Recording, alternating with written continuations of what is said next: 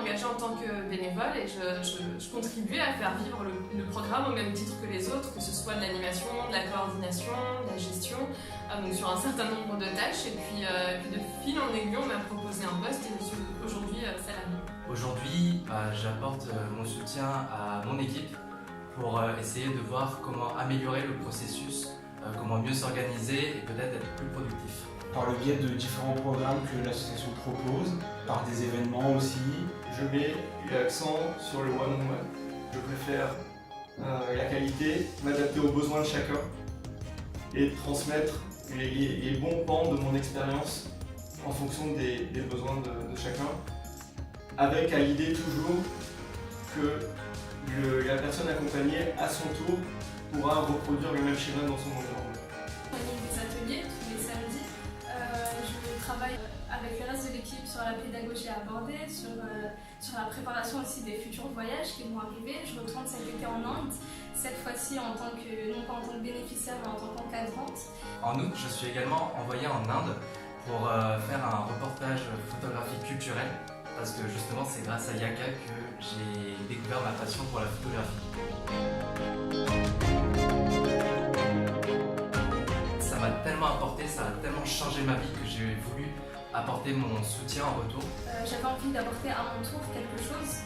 Je me sentais d'une part reconnaissante et j'avais ce besoin de rendre l'appareil. Et puis d'autre part, je voulais contribuer au fait de donner l'opportunité que moi j'avais pu recevoir à d'autres jeunes. Transmettre à d'autres ce que j'ai acquis dans l'asso. Une des raisons importantes aussi à mon engagement, c'était la volonté de contribuer à l'amélioration du programme que j'avais vu. C'est parce que convaincu qu'on ne peut pas faire autrement que transmettre ses compétences pour pouvoir agir et être libre d'agir comme on l'entend, que je veux à mon tour partager ces clés.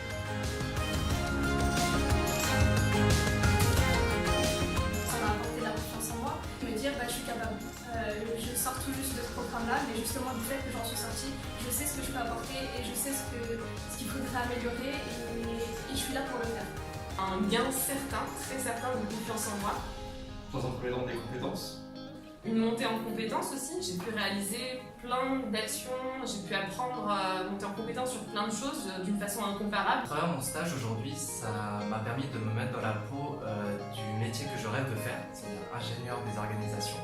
La capacité de synthétiser l'information pour créer le maximum de valeur. Des rencontres humaines, des qualités humaines aussi, du développement personnel. Mais surtout de l'épanouissement. Tester, vivre cette expérience de transfert des compétences, d'écoute des besoins et de création de valeur. La charge de travail, ça peut faire peur à certaines personnes.